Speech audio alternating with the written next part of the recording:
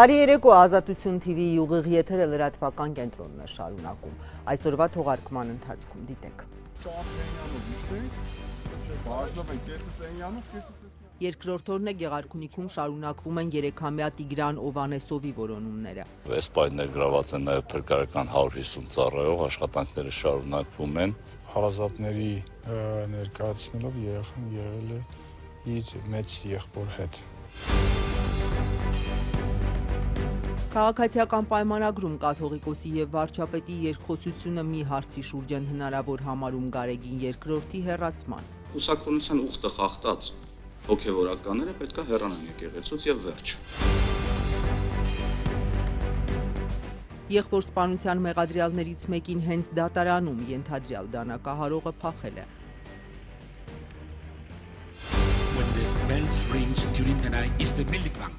Եվրոպացի պատգամավորը Հայաստանի իշխանությանը զգոնության կոչ է արել, ոստիկանական մեծաթիվ ուժերի ներգրավմամբ ձերբակալությունները մատնանշելով։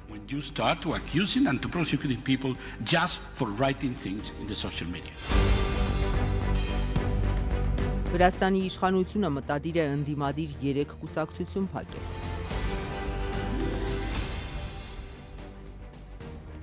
Գեղարքունիքի մարզի Ծափաթաղ գյուղի բնակիչ 3-ամյա Տիգրան Օվանեսովը դեռ չի գտնվել։ Երկրորդ օրն է որոնողական աշխատանքները շարունակվում են։ Երեխան անհետացել է 3-16-30-ի սահմաններում, որոնումներին մասնակցում են հարյուրավոր ոստիկաններ, փրկարարներ, ինչպես նաև կինոլոգներ։ Օգտագործվում են անօդաչու թռչող սարքեր եւ տեխնիկական այլ միջոցներ, ներգրաված են նաև գյուղի մերձակաբնակավայրերի մոտ 200 կամավորներ։ Փոքրիկի անհետացման ինչ հիմնական վարկած է շրջանառվում։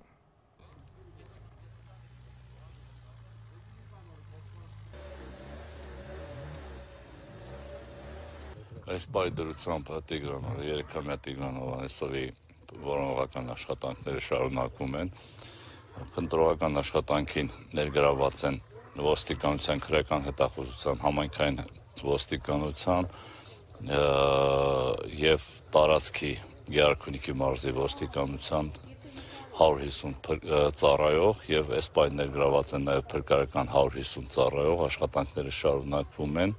դեռևս չենք հայտնաբերել։ Պարոն Սարգսյան, ինչ վարկածներ են շրջանառվում։ Չեմ կարող որևէ վարկած մատնանշել, հաշվի առնելով, որ տարբեր տեսակի, տարբեր խոսակցություններ կան, բայց խոսակցությունները այնպիսին են, որ երեխաներին տեսել են այստեղ, երեխաներին տեսել են քիչ ներքևում, հետո մի եղբորը տեսել են հետ տուն վերադառնալուց, բայց հակասական են այդ խոսակցությունները, չեմ ուզում, որ դրա մեջ մենք դրա վրա կենտրոնանանք, այլ ավելի լավ է որոնողական աշխատանքները ամբողջությամբ իրականացնենք, փորձենք հասկանանք։ Այսինքն ստացվում է, որ երեխան միայնակ չի եղել, իր հետ ուրիշ երեխաներ։ Այստեղ հարազատներն անգամ երեխան եղել է հարազատների ներկայացնելով երեխան եղել է իր մեծ եղբոր հետ։ Շան հետ որ պատտվում էին հենց իր մեծ եղբայրներ, որ փորձում էր տեղը ցույց տալ։ Այո, այդ եղբայրները, որ իրենց անցած ճանապարհն են ցույց տալիս, թե որտեղ են իրենք անցել։ Ինչ ասեմ երեխեք, շատ լավ ընտանիք են եղել, շատ լավ ընտանիք խելոք, խելացի, երեխան լավ, ինչ հիմա այդ երեխու համար մենք շատ ենք զղջում իջանենք, Աստված տա այդ երեխան ողջ գտնվի։ Այն մեկը, որ առաջի դասարանային չա, ժամի 4-ն էլ իրիկունը, տեսա անտառից հա դուրս գալի, այն դաշտից էլի, մի հատ չոբան կա, ոչխարապահում, ասում է ես տեսել եմ հանեմն փոքրը իրար հետ են եղել։ Այդ ուժը ես չեմ տեսել, մենակ մեծին տեսա բարձրանում է։ Այդ երեխան չի խոսում այդ մեծը։ Ասում է ինքը թողලා եկել այդ երեխան մնացել է։ Դու չեն եկավ գնան երեխան բերեն, չկա ու չկա, վсё, միջև հիմա։ Հա, այսինքն են մեծ եղբայրը եկել է։ Հա, ինքը հետ է եկել։ Սաղը շոկի մեջ ենք։ Ճանաչում եք Տիգրանին։ Հա։ Ինչ կասեք։ Խիղճ ու կրակ սովորական ընտանիք էր, իրանց ուժերով աշխատող։ Ներքաղաքական խնդիրների մասին իշխանական պատգամավորները հայտարարում են կաթողիկոսի եւ վարչապետի միջև երկխոսություն կարող է մի թեմայով լինել վեհափառի հեռացման։ Փաշինյանի շատ կուսակիցներ անցած Կիրակին անցկացրեցին Հովանավանքում կարգալույց քահանայի մատուցած պատարակն ունկնդրելով։ Այսօրվա խորհրդարանական ճեպազրույցներին նրանք հոգևոր մթնոլորտն են նկարագրել։ Արդյոք եկեղեցում տարբերվող կարծիք ունեցող քաղաքացու բերանը բառից բուն իմաստով փակելը նույնպես այդ մթնոլորտի անբաժանելի մասն էր։ Պատգամավորներից Վլադիմիր Վարդանյանը, որ Կիրակի Հովանավանքում էր, վստահեցրել է այդ մի դրվագը բաց է թողել։ Ի տարբերություն իշխանության ընդդիմադիրները ամիսներով շարունակվող հակամարտության ելքը այլ կերպ են տեսնում։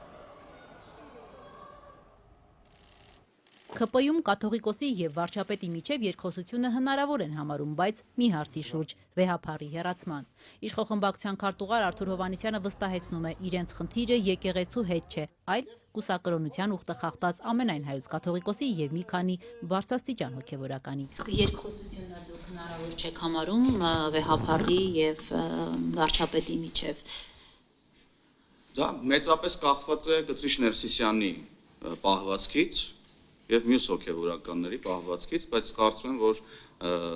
հասցեատերը ձեր հարցադրման ես չեմ, ամեն դեպքում քաղաքականության մեջ եւ կյանքում առասարակ ոչինչ բացառել չի կարող։ Պահվածք ինչ նկատի ունեք, պարզաբանեք։ Պահվածքն նկատի ունեմ, որ կուսակրոնության ուխտը խախտած հոգեվորականները պետք է հեռանան եկեղեցուց եւ վերջ։ Սրան այլ ընտրանք չի կարող լինել։ Այսինքն երկխոսություն չի կարող լինել նրա մասին, որ կուսակրոնության ուխտը խախտած որևէ հոգեվորական պետք է շարունակի իր ծառայությունը եւ մենք որպես հավատավոր ժողովուրդ հաշտ լինենք դրա հետ։ Նման երկխոսություն չի կարող ուղղակի լինել։ Շնորհակալ։ Երկխոսություն ապա միայն իր հեռացման մասին։ Այո։ Իշխանություն եկեղեցի դիմակայության նոր դրսևորումը Կիրակի Հովանավանքում Մայրաթորի կողմից կարգալույց արված եւ իշխանության աջակցությունը վայելող Ստեփան Ասատրյանի մատուցած պատարակն էր, որին մասնակցում էր վարչապետ Փաշինյանը։ Եթե ՔՊ խմբակցության քարտուղարը չի մասնակցել Ասատրյանի պատարակին, ապա պետաիրավական հանձնաժողովի նախագահ Վլադիմիր Վարդանյանը այլ բարձրաստիճան պաշտոնյաների օրինակով ներկա է եղել իր իսկ խոսքով հավատավորների համար նախատեսված միջոցառմանը։ Եվ մթնոլորտն եմ տեսել եւ տեսել եմ քարոզի որակը։ Այնինչ տեսել էր Վլադիմիր Վարդանյանը երկու բառով բնութագրեց։ Մթնոլորտը շատ քրիստոնեական է եւ շատ հավատավոր։ Արդյոք եկեղեցում բառից բուն իմաստով քաղաքացու բերանը փակելը քրիստոնեական մթնոլորտի մի մաս էր։ Վլադիմիր Վարդանյանը դժվարացավ գնահատական տալ պնդելով, թե այդ դրվագը չի տեսել։ Հովանավանքում Կիրակի օրը քաղաքացիներից մեկը բացականչել էր, որ կարգալույց արված Ստեփան Ասատրյանը պատարակ մատուցելու իրավունք չունի։ Դրանից հետո նրա բերանը մի հաղթանդամ տղամարդ փակել էր եւ դուրս բերել եկեղեցուց։ Մամուլը գրեց, որ քաղաքացու բերանը փակողը պետական պահպանության ծառայության աշխատակից է։ ԲՊՑ-ն վարչապետին ենթակա մարմին է։ Դրվագը չեմ տեսել, լսել եմ դրվագի մասին, ինչ է տեղ ունեցել եկեղեցում եւ ինչ միջավայրում եւ ինչ գործողությունների արդյունքում դա տեղի ունեցել, իմ կարծիքով իրավական գնահատականները արդյունք պետք է դառնա։ Քննչական կոմիտեից Ազատությանը փոխանցեցին, որ քաղաքացու բերանը փակելու եւ եկեղեցուց դուրս բերելու դրվագով հաղորդում չեն ստացել եւ հետեւաբար քրեական վարույթ չկա, թեև այդ կադրերը համացանցում կայծակնային արագությամբ էին տարածվել։ Մինչ իրավապահները հաղորդման են սպասում, պետաիրավական հանձնաժողովի նախագահն այսօր համեմատություն անցկացրեց քաղաքացու բերանը փակելու եւ Երուսաղեմում հավատավորների բախումների միջև, նշելով, թե սա հոգեվոր կյանքի բաղկացուցիչ մաս է։ Երուսաղեմում Սուրբ Կրակի ի հայտ գալու արարողության ժամանակ տեղի ունենում նույն հոգեվորականների միջև, հավատավորների միջև բավականին լուրջ բախումներ։ Եվ չգիտես ինչի լրատվամիջոցներից ոչ ոք երբևիցե այդ հարցադրումները չի հնչեցրել։ Սա եւս հոգեվոր կյանքի բաղկացուցիչ մասն է։ Իդեպ իշխանության աջակցությունը վայելող կարգալույց քահանայի պատարակին նախորդին տելեգրամյան մի անհայտ ալիք հրապարակեց ինչ-որ տղամարդու եւ կնոջ ինտիմ բնույթի տեսանյութեր։ Կից գրառմամբ, թե այդտեղ Մայրաթորի դիվանապետ Արշակ Սրբազանն է։ Իշխանական պատգամավորներն այսօր դատապարտում ու անընդունելի են համարում այդ օրինակ տեսանյութերի տարածումը։ Դա բավականին վրդովեցնող նյութ է։ Մարդու անձնական կյանք ներխուժել նման ձևով եղկել է եւ դատապարտել։ Թե ինչպես, երբ եւ ով այդ տեսանյութը տարածեց, Պետայրավական հանձնաժողովի նախագահը նշեց, որ այդ հարցի պատասխանները պետք է իրավապահ մարմինները տան։ Դատախազությունից Ազատությանն այսօր փոխանցեցին, որ իրազեկ քաղաքացիների միավորման կողմից ներկայացված հանցագործության մասին հաղորդումը դեռևս քննչական կոմիտե չեն ուղարկել։ Մինչ իրավապահները կորոշեն ընթացք տալ այդ տեսանյութին թե ոչ, իշխող ԿՊ խմբակցության քարտուղար Արթուր Հովհաննիսյանն այսօր չբացառեց, որ առաջիկայում էլի արտահոսքեր կարող են լինել եկեղեցում տիրող բարքերի մասին։ Գոյություն ունեցող երևույթների մասին չի բացառվում, որ առաջիկայում միգուցե էլի փաստական այլ հանգամանքներ հայտնվեն տարբեր մարդկանց մոտ եղած համացանցում եւ դառնան հանրության քննարկման առարկա։ Եվ լավ կլինի, որ հանկարծ ու հանկարծ ուրեմն ձեր կողմից հիշատակված տեսանյութի պես տեսանյութեր հանկարծ ու հանկարծ էլ չտարածվեն, ես խորը վիշտ կունենամ, եթե նման տեսանյութեր էլի տարածվեն հոգևորականների մասին։ Ընդդիմության համոզմամբ եկեղեցի իշխանություն դիմակայության հանգուցալուծման մի ճանապարհ կա։ Իշխանությունը պետք է հրաժարվի եկեղեցու գործերին միջամտելու գործելավոճից, ինչը տանում է հերթական պառակտման եւ մարդկանց միջև բաժանարար գծերի ստեղծման։ Վառ ապացույցն ըստ Հայաստան խմբակցության պատգամավոր Գառնիկ Դանելյանի կարգալույց քահանայի եւ նրա եղբոր օրինակն է։ Տեսեք, նույն ընտանիքի ներսում տեսնում եք, չէ, նույն կարգալույց արած քահանայի եղբայրը սարկավակ մասնակցում է Էջմիածնում պատարագին, դեմ է իր հարազատ եղբոր վարած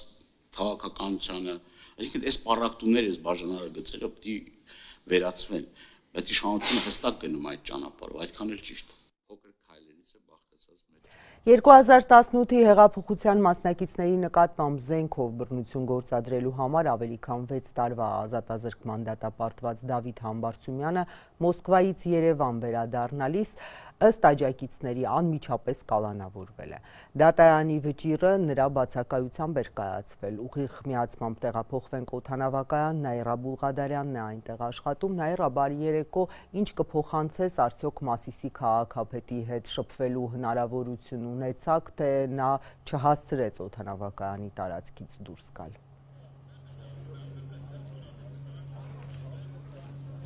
Աստղիկ, նրա հետ ոչ մեկը չհասցրեց շփվել, ոչ ընտանիքի անդամները, ոչ աշխատակիցները, ոչ աջակիցները, ոչ կուսակիցները, որովհետև ինչպես նրա հետ նույն ինքնաթիռում գտնվող ընդդիմադիր Նարեկ Մալյանը լրագրողների հետ ասաց, նրան անմիջապես կալանավորել են հենց ինքնաթիռի դռան մոտ։ Միանգամից հենց ինքնաթիռի դռան մոտից գանք եկան կալանավորեցին, տարան էլի, այդ կարամ ասեմ։ Հստակողականություն ինչով եք պայմանավորում, արագ դատական որոշում, Դե գոնե երկու քայլ հայրենի հողի վրա արեց, հենց Սամվելոտից դուրս եկավ, երևի չէ, հենց Սամվելոտի դռնից հենց դուրս եկավ, միանգամից կալանավորեցին, ինքը գիտեր, ինքն էլ տեսանյութի մեջ տեսնում եք, ասում է ձեզ սպասում էի, հենց է սպասում էի։ Նաիրա, ինքը Համբարձումյանը պնդում է քաղաքական հետապնդման է ենթարկվում վարչապետի թեկնածու լինելու իր որոշման համար, նրա համախոհներն էլ էին հավաքվել, ինչ ակնկալիքով։ Աստղիկ, նրա համախոհները այստեղ էին, ասում էին, որ մենք հասկանում ենք, որ իսկապես պետք է կալանավորեն, քանի որ կա նման որոշում, բայց եկել էին իրենց աջակցությունը ցույց տալու, ինչպես մեծ զրույցում հանրապետականի փոխնախագահ Արմեն Աշոտյանը ասաց, հայտնելու, որ նա մենակ չէ, եւ շարունակում են պնդել, թե իրենք, թե նաեւ հենց Մասիսի քաղաքապետը, որ այս ամենը այսպես ակտիվացավ, այսպես սկսվեց, որովհետեւ ինքը հանդիսանում է ընդդիմության իմպիչմենտի վարչապետի միասնական թեկնածուն։ Հայաստանում 40-ից ավել գոյություն ունեցող քաղաքբանտարկյալներին այսօր իշխանությունը ուզում է միացնի եւս մեկին։ Այո, տակը կա քաղաքական հետապնդում, տակը կա ընտրված ընդդիմադիր համայնքապետ կալանավորելու ավանդույթը, որը չար ավանդույթը, որ Նիկոլ Փաշինյանը ներդրել է Հայաստանում Ամիկոն Ասլանյանից սկսած, Վարդան Ղուկասյանով, հիմա էլ Դավիթով, այստեղ կա նաև այո իմպիչմենտի միասնական թեկնածուի խնդիրը, Նիկոլ Փաշինյանը փորձում է փակել ցանկացած ծորակ, որից կարող է պորտկա ընդդիմադիր հասարակական կարծիքը եւ վերածվի քաղաքական գործընթացի։ Ասեք ասեմ, որ օդանավականի այս հատվածում, որը այսպես կոչված VIP սրահետանում մի քանի 100 մարդ էր հավաքված, արդեն կադրում նրանք չեն երևում, քիչ առաջ հեռացան այս տարածքից, ինչպես նաև այստեղ էր Համբարձումյանի ընտանիքը, կինը, երեխաները, կինը լրագրողների զրույցում ասաց, որ իրենք հպարտանում են նրա այս որոշմամբ գալ Հայաստան, չմնալ օրինակ այլ երկրում եւ փորձել թաքնվել իրավապահներից, նաև այստեղ էին Մասիսի քաղաքապետարանի աշխատողները, որոնք չէին թաքցնում, որ նրա աշխատողներն են, եկել են նրան աջակցելու կամ ովին են եկել, նաև կային այլ քաղաքացիներ, որոնք պարզապես այդ քաղաքում են բնակվում եւ եկել են իրենց աջակցությունը հայտնելու նրան։ Նա լիովին արդար է, իր խղճի, իր կամքի հանդեպ։ Իսկ մենք ընտանիքիս բոլոր անդամները սատարում ենք իր որոշումը եւ հպարտանում ենք իր արարքով։ Երեխաներն էլ են այստեղ, իրենք ոնց են ընդունում ու ընդհանրապես հասկանում են ինչ է կատարվում։ Դե իհարկե հասկանում են, շատ դժվար, որովհետև անչափահաս երեխաներ են ու այս որոշումը կայացնելուց առաջ գիտեմ դատավորը ինչ է մտածել, շատ դժվար է երեխաների համար էլ։ Երեխաները իրենք տեսնում են, կարդում են եւ շատ լավ տեղյակ են իրավիճակից։ Իրանք նույնպես հպարտ են իրենց հայրիկով։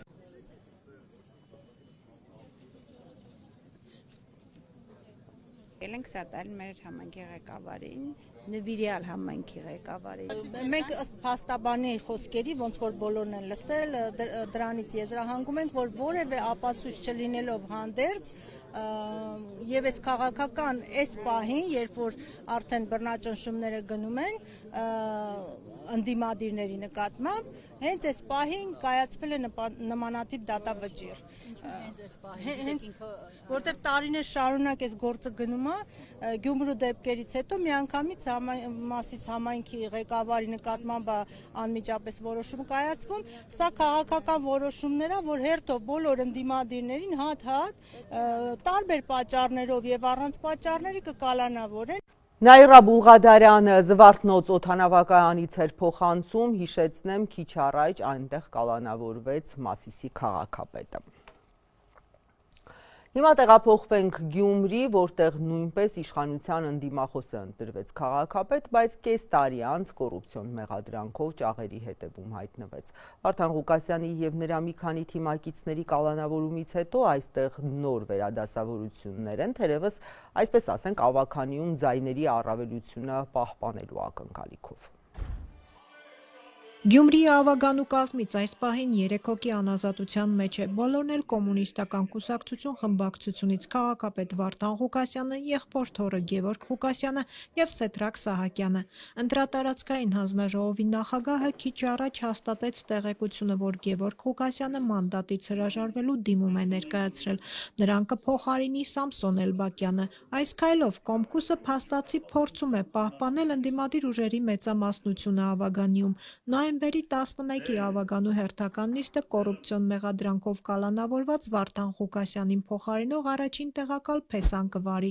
Այս պահին 17-14 հարաբերակցությամբ ավագանին դեռ ընդդիմադիր ուժերի ձեռքում է։ Թեպետ կառավարման ճգնաժամ այս պահին չկա, բայց այն ցանկացած պահի չի բացառվում։ ՔՊՆ-ն էլ չի թաքցնում, որ ինչպես իրենք են ասում, օրենքով սահմանված ճանապարհով իշխանությունը Գյումրիում վերցնեն, բայց չեն բացահայտում, թե ինչպես։ Իսկ փորձ ունեն մի քանի համայնքներում, երբ մյուս խմբակցություններից իրենց կողմը ներգրավեցին ու մեծամասնություն դարձան։ Նույնը Գյումրիում կրկնելու մտավախություն կա, նույնիսկ Վարդան Ղուկասյանը, որ սկզբում իր թիմի վրա վստահ էր, վերջերս կասկած էր հայտնել։ Ես ճիշտ ասած վստահ եմ իմ թիմիս վրա, բայց Հիսուս Քրիստոսի աշակերտներից մեկը ուրեմն Հուդա դարձավ։ Ես ինչ ասեմ։ Ես վստահ եմ, բայց եթե նմանատիպ բան եղնի, ուրեմն մենք էս բան չենք էլի շատ խելոք չենք, ոչ է եսիր ենք։ Վարդան Ղուկասյանին սատարած մյուս ուժերը եւս փորձում են իշխանությունը պահել ընդդիմադիրների ձեռքը։ Ճնշումների մասին բարձրաձայնում է ավագանիում 6 մանդատ ունեցող մեր քաղաքը դաշինքն առաջնորդած Մարտուն Գրիգորյանը։ Բացառում եք, որ որևէ մեկը դուք գիտեք, որ տարբեր տեսակի ճնշումներ, եթե քաղաքապետի թիմի նկատմամբ ճնշումները սկսվել է վերջերս, իմ թիմի նկատմամբ ճնշումները ժողովրդական ընտրությունների հաջորդ օրվանից, երբ որ ինձանից շատ բաներ կախված, այդ օրվանից մինչև այսօր տարատեսակ ճնշումներ։ Գրիգորյանը, որ Գարնանը ընտրություններից մի քանի օր անց միայն Ղուկասյանին սատարելու որոշում կայացրեց ու հայտնվեց իշխանությունների քննադատության թիրախում, զգուշացրել էր, որ Վարդան Ղուկասյանը խոցելի թեկնածու է, բայց շեշտել էր, որ այլընտրանքի հնարավորություն մյուս քաղաքական ուժերը չեն թողել։ Հաշվի առնելով քաղաքապետի վրա նախկինում եղած գործերը, բայց ոչ միայն շեշտը դրել էի կոնկրետ այդ գործերի վրա, այլ շեշտը նաև դրված էր հաշվի առնելով նաև իր խառնվածքը։ Արդյոք այս իրավիճակում, արդյոք այս իշխանությունների հետ այդ խառնվածքով հնարավոր էր քաղաքը պահել եւ այդ ընդդիմության հավաքական հաղթանակը կարողանալ մինչև վերջ առաջ տանել։ Իմ ասածը այդ է եղել։ Գյումրիի Ավագանիում ընդդիմություն դարձած ՔՊ-ին իշխանության բերելու սցենարներից այս պահին ամենականխատեսելին Ավագանու այլ խմբակցություններից իրենց պակասող 3 մանդատն ապահովելն է։ Մայր Հայաստան խմբակցության ղեկավար Կարեն Սիմոնյանը կարծում է, հնարավոր ճգնաժամից խուսափելու եւ Գյումրիում իշխանափոխության սցենարը խափանելու համար Կոմկուսի անազատության մեջ գտնվող Ավագանու բոլոր անդամները պետք է մանդատներից հրաժարվեն։ Իմ կարծիքով գնա կոմունիստական կուսակցությունը այն քայլի, որ ձերբակալվածները վայր կտնեն իրենց մանդատները եւ իրենց փոխարինողները կգան առաջ, որովհետեւ չունենանք այդ ճգնաժամը։ Կարեն Սիմոնյանը իրենց 2 մանդատ ունեցող խմբակցության նկատմամբ ճնշումներ չի նկատել։ Ընդդիմադիր մյուս խմբակցությունների հետ քննարկումներ ու շփումներ ունի ու պնդում է, որ բոլորն էլ չեն պատրաստվում երկրորդ քաղաքում իշխանությունը զիջել ՔՊ-ին։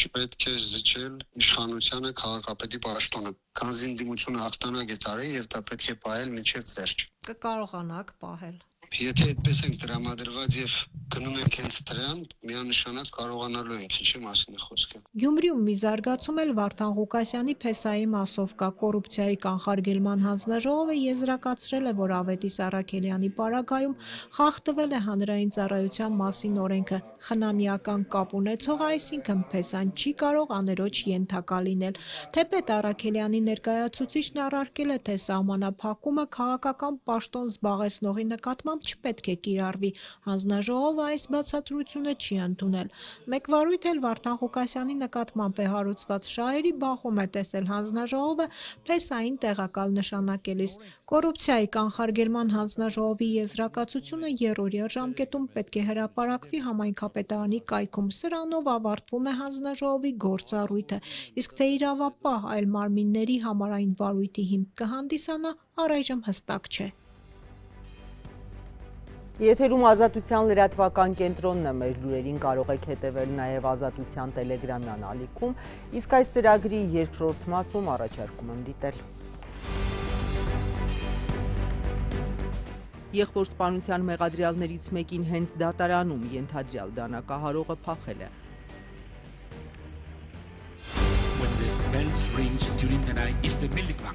Եվրոպացի падգամավորը Հայաստանի իշխանությանը զգոնության կոչ է արել, ոստիկանական մեծաթիվ ուժերի ներգրավմամբ ձերբակալությունները մատնանշելով։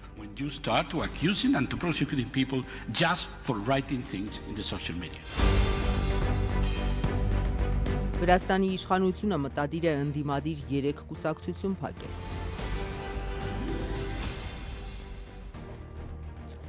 Վանաձորի դատարանում դատական նիստի ընթացքում տեղի ունեցած դանակահարության դեպքով նախաձեռնվել է քրեական վարույթ սպանության փորձի, ինչպես նաև պաշտոնեական անփութության հատկանիշներով հայտնել են քննչական կոմիտեից։ 3 դատական նիստի ներկաներից մեկը, որ ենթադրաբար 16-ամյա պատանի է, դանակահարել էր դաժան սպանության մեջ մեղադրվող ամբաստանյալին եւ դիմել փախուստի։ Քննչականից հայտնել են, որ դանակահարողը դեռ փախուստի մեջ է, նրան չեն հայտնաբերել։ Ազատության տեղեկություններով դանակահարություն կատարած պատանին անցած տարի Լոռի Բերդ համայնքում սպանված 21-ամյա Հայկ Մաղաքյանի եղբայրն է։ Դանակահարվողը իր եղբոր սպանության մեջ մեղադրվող 4 ամբաստանյալներից մեկը։ Քննչական կոմիտեից հաստատեցին դատական նիստը, որի ընթացքում տեղի է ունեցել դանակահարությունը, վերաբերել է հենց 1 տարի առաջ Լոռի Բերդում տեղի ունեցած այս դաժան սպանությանը։ 3 դատարանում կրծքավանդակի շրջանում դանակի հարվածից վիրավորված ամբաստանյալը վիրահատվել է, նրա կյանքին վտանգ չի սպառնում։ Խորքային խնդիրը, թե ինչպես են հանցագործությունների տուժած անձանց հարազատները վերապրում կորուստի ցավը եւ մահվան դեպքի պարագայում եւ տեղի ունենում սպանություն, այդ ցավի հաղթահարման process-ը շատ ավելի բարդ է եւ այդտեղ լուրջ մասնագիտական աջակցության կարիք կա եւ որպես այդպիսի մասնագետներ չեն ներգրավում վարույթի շրջանակներում։ Բացի դրանից մենք պետք է դիտարկենք, որ այդ տրավմատիկ իրողության պայմաններում դատարանների վերահսկողությունը եւ դատարանում ապահով տարածք ստեղծելը դատավարության համար հույժ կարեւոր է եւ այստեղ անվտանգային պայմանները իհարկե բավարար չեն եղել։ Դրա հետ միասին մենք պետք է դիտարկենք նաեւ դատական նիստերի երկարաձգվածության հանգամանքը, երբ մարդիկ այնքան են սպասում արդարադատության եւ այդ երկարատևության process-ը ինքնին տալիս է բավական բացասական արդյունքներ եւ փորձում են այդ երկարատևությունը կոմպենսացնել ինքնադատաստանով։ Հեծը կմնա կալանավորված միլիարդատեր Սամվել Կարապետյանի սեփականությունը, թե լիցենզիան կկասեցվի, հաջորդ ամիս պարզ կդառնա։ Հայաստանի էլեկտրական ցանցերի բռնագանձման հետագա քայլերը արգելող միջազգային արբիտրաժային որոշում եղավ, բայց իշխանությունը ելի չհրաժարվեց էլեկտրական ցանցերը մասնավորեցնելու ծրագրերից։ Ու հիմա գնդակը հանրային ծառայությունները կարգավորող անկախ հանձնաժողովի դաշտում է, որը այս ընթացքում իշխանության քայլերի օրինականությունը կասկածի տակ չդրեց։ Հեցի ժամանակավոր կառավարիչ Ռոմանոս Պետրոսյանը կմնա իր պաշտոնում միայն այն դեպքում, եթե հանրային ծառայությունները կարգավորող հանձնաժողովը դադարեցնի ընկերության լիցենզիան։ Եթե լիցենզիան պահպանվի, ՔՊԱ-ական Պետրոսյանը ստիպված կլինի լքել պաշտոնը։ Մինչ հեծ տեղափոխվելը նա պետական վերահսկողական ծառայության պետն էր։ Այդ հաստիքը մոտ 4 ամիս է թափուր է։ Եթե ավարտվի զրկվելով, ապա ժամանակավոր կառավարչի ինստիտուտը պետք է մնա եւ շարունակի կառավարել այնքան ժամանակ, քանի դեռ հեծ փակ բաժնետիրական ընկերության սեփականատերերի հետ բանակցությունները չեն ավարտվել։ Հա? Եթե կարճվի, բնականաբար ժամանակավոր կառավարիչը կգնա իրենց տուն կամ իր աշխատանքին, այլ աշխատանքի եւ սեփականատերերը կշարունակեն տնտեսվարել իրենց։ Ինչ? Այո։ Միլիարդատեր գործարար Սամվել Կարապետյանին պատկանող ընկերության լիցենզիան կդադարեցվի թե ոչ, հանրային ծառայությունները կարգավորող հանձնաժողովի նախագահ Մեսրոպ Մեսրոպյանի խոսքով հայտնի կդառնա նոյեմբերի 18-ին, երբ ամփոփեն ամիսներ առաջ հարուցված վարչական վարույթի արդյունքները եւ որոշում կայացնեն։ Այսօր հանձնաժողովի նախագահը հրաժարվեց խոսել ընկերությունում իրենց ուսումնասիրություններից։ Քանի որ վարույթը ընթացքի մեջ է, ես բազմիցս լրագրողներին առիթ եղել է այդ մասին տեղեկացրել եմ, վարույթը ընթացքի մեջ լինելու ժամանակահատվածում ես իրավասու չեմ եւ իրավունք չունեմ վարույթի վերաբերյալ դիրքորոշում հայտնելու, ինֆորմացիա հրապարակելու։ Հեցի կառավարումը վերցնելու եւ ընկերությունն ազգայնացնելու մասին բարձրաձայնվեց այն նույն օրը, երբ Սամվել Կարապետյանը հայտարարեց, ինքն էլ իր ձևով կմասնակցի եկեղեցու պաշտպանությանը։ Այդ հարցազրույցից հետո գործարարը իշխանությունը զավթելու կոչի մեղադրանքով հայտնվեց ճաղերի հետևում։ Ես մեր եկեղեցու կողքին եմ։ Իսկ նրան պատկանող էլեկտրական ցանցերը վարչապետը խոստացավ պետականացնել։ Հեցը պետքա ազգայնացվի, այսինքն պետականացվի։ Շաբաթներ անց իշխող խմբակցությունը նախաձեռնեց օրենսդրական փոփոխություն, որով հեցի կառավարումը անցավ գործադիրին։ Հանրային ծառայությունները կարգավորող հանձնաժողովի նախագահն այնտեղ ժամանակավոր կառավարիչ նշանակեց ՔՊԱ-ական առանցքային անդամներից Ռոմանոս Պետրոսյանին։ Ստեսություն լավոր եմ։ Ու թեև Ստոկհոլմի արբիտրաժային ինստիտուտը պահանջել էր զերծ մնալ հեցուն որևէ փոփոխությունից, մինչև ընկերության վերաբերյալ վերջնական որոշումը կառավարությունը միևնույն է այն չկատարեց։ Եվ միջազգային արբիտրաժը ըստ էության փորձել է պարտադրել չկիրառել այն օրենքը, որը որ գործում է, ինչը մենք չենք կարող անել։ Մեսրոպ Մեսրոպյանը ամիսներ առաջ դիմել էր միջազգային իրավական հարցերով կառավարության ներկայացուցչին, որպեսզի արբիտրաժի միջանկյալ որոշման վերաբերյալ մասնագիտական կարծիք ստանար։ Գրասենյակից ասել էին, այդ որոշումը ենթակա է պարտադիր կատարման։ Պաշտոնյային այսօր հարցրինք, ինչու անգամ դրանից հետո չկատարեց միջազգային դատարանի որոշումը։ Դա այն հարցերի շարքին է պատկանում, որին այս պահին իրավասու չեմ պատասխանելու։ Վարույթը կավարտվի եւ ես Մինչ նախկին ՔՊԱ-ական այժմ հանրային ծառայությունները կարգավորող կարգավորող հանձնաժողովի նախագահը վստահեցնում է, թե հեծի վերաբերյալ բոլոր հարցերի պատասխանները կտրվեն վարույթի արդյունքները ամփոփելուց հետո, վարչապետն առանց դրա էլ անցած ամիս հայտարարել է, գործընթացն անկասելի է։ Կա երկու սցենար, կամ հեծը ազգայնացվում է, կամ բաժնետոմսերը փոխանցվում են էներգետիկ ոլորտի միջազգային որևէ ընկերության։ Այս դեպքում բոլոր դեպքերում Հայաստանի Հանրապետությունը կպահպանի այնքան բաժնեմաս, որը հնարավորություն կտա պահպանել կենսական այս ենթակառուցվածքում կառավարության ռազմավարական ներկայությունը։ Ընկերության լիցենզիայի դադարեցման դեպքում կառավարությունը ունի ֆինանսական անհրաժեշտ միջոցներ, որպեսզի գնի հեծը։ Տարածքային կառավարման նախարար Դավիթ Խուդացյանն արձագանքում է առանց երկմտելու։ Եթե այդպիսի բան լինի, կառավարությունը ունի եւ կարող է միջոցներ ներգրավել։ Թե ինչքան են ընկերության սեփականատերերը գնահատում, այն հայտնի չէ, բայց կալանավորված միլիարդատիրոջ փաստաբանական թիմը $500 միլիոն փոխհատուցման պահանջով դիմել է արբիտրաժային դատարան։ Սա Հայաստանի պետբյուջեի ավելի քան 5%-ն է։ Հիմա աշխատանքից ազատման մի պատմություն, որը կողմերից ամեն մեկը մի ձևով է մեկնաբանում։ ԵՊՀ նախկին դասախոսը իշխանական падգամավորի միջամտության մասին է բարձրաձայնում։ Նրա նախկին գործատուն ԵՊՀ-ն, որի ռեկտորը նախկին իշխանական падգամավոր է, այլ վարկած է ներկայացնում։ Տեսնենք, թե այդ ինչ է եղել լսարանում, որ հեռացման պատճառ կարող էր դառնալ։ Երևանի պետական համալսարանից հեռացված դասախոս Սահակ Մանուկյանը պնդում է, իրեն աշխատանքից ազատել են իշխող քաղաքացիական պայմանագրի падգամավոր Արուսյակ Մանավազյանի մեկ զանգով։ Մայրբուհի արդեն նախկին դասախոսն ասում է, падգամավորի դուստրն իր ուսանողներից է եղել, կարծում է, նրան ու падգամավորին դուր չի եկել իր դասախոսություններից մեկը, որի ընթացքում հերթական թեման ներկայացնելիս ժարգոնային բառ է օգտագործել։ Ես կարծում եմ մեխանիզմը եղել է հետևյալը։ Երեխան գնացել է տուն, ասել է ծնողին, ծնողը չգիտես ինչու համարել է, որ իրենց արժանապատվությունը ոտնահարվել է եւ որոշել են, որ ըստ էության իմ նկատմամբ պիտի հաշվի հարդար տեսնեն եւ զանգել է երեսփոխանուհին ռեկտորին եւ ռեկտորը որոշել ինձ ազատել։ Հիմա հարց. ինչ իրավունք ունի գործադիր մարմնի ներկայացուցիչը, ներողություն, օրենսդիր մարմնի ներկայացուցիչը միջամտել իր ենթակայության տակ չգտնվող բուհի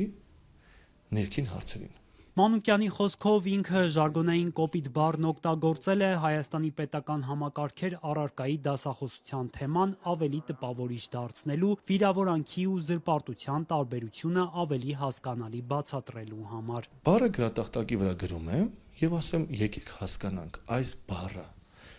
վիրավորանք է թե զրպարտություն է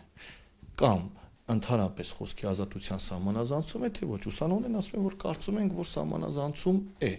Իշխանական падգամավորը մինչդեռ հերքում է, որ միջամտել է իր դստեր դասախոսին ազատել աշխատանքից։ News-am-ի հետ զրույցում Մանավազյանն ասել է, թե Մանուկյանի հայտարարությունը իր համար անակնկալ է եղել։ Ես ռեկտորի հետ խոսակցություն չեմ ունեցել, ես որևէ մեկի հետ խոսակցություն չեմ ունեցել, թող առաջի հերթին իր գործատուի հետ իր հարաբերությունները բարձի։ Եթե եղել է դժգոհություն բողոք, այդ դեպքում թող ինքը վերանայր իր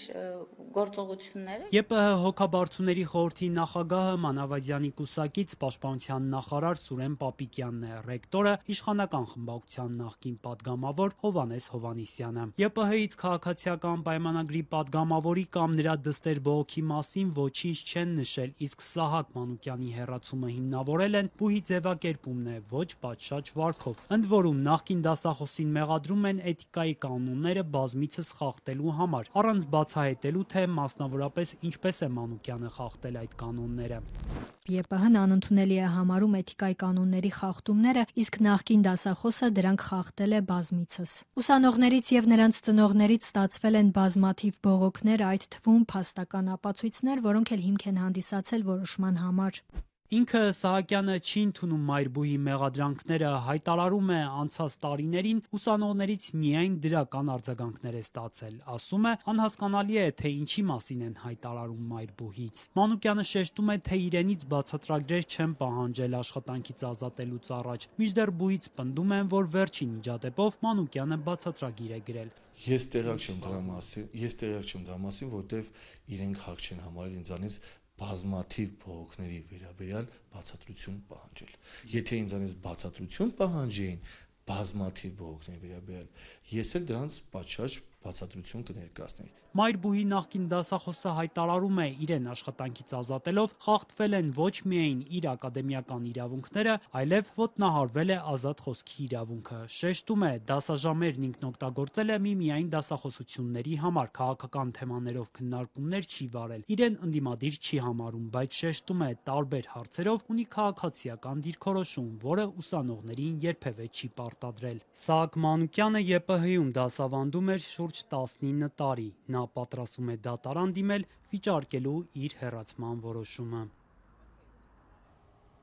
Փաստաբան Ալեքսանդր Կոչուբաևի խափանման միջոց կալանքը փոփոխվեց բացակայելու արգելքով։ Նրա պաշտպան Էրիկ Ալեքսանյանը միջնորդել էր գլխավոր դատախազությանը անհապաղ ազատ արձակել ֆեյսբուքյան գրառման համար կալանքի տակ գտնվող փաստաբանին կնոջ ծանր վիճակի պատճառով։ Փաստաբան Ալեքսանյանը ահազանգել է, որ երեխայի ծնվելուց հետո Կոչուբաևի կնոջ առողջական վիճակը կտրուկ վատացել է, նա գտնվում է վերակենդանացման բաժանմունքում ծայրահեղ ծանր վիճակում արհեստական շնչառական սարքին միացված։ Ընդդիմադիրների փաստաբան Կոչուբաևի ձերբակալությունը քննադատության էր արժանացել ֆեյսբուքյան կոշտ գրառումից հետո նրան դատարանի բակից գետնին էին տապալել, ուժ կիրառել և ձերբակալել։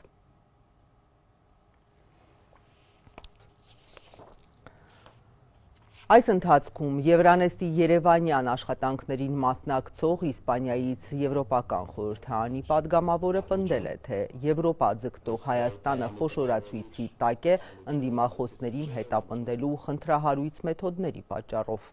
We are going to examine if finally Armenia is a candidate to the European Union, is that kind of... Մենք պատրաստվում ենք ուսումնասիրել, արդյոք Հայաստանը վերջապես ԵՄ թեկնածու երկիր է,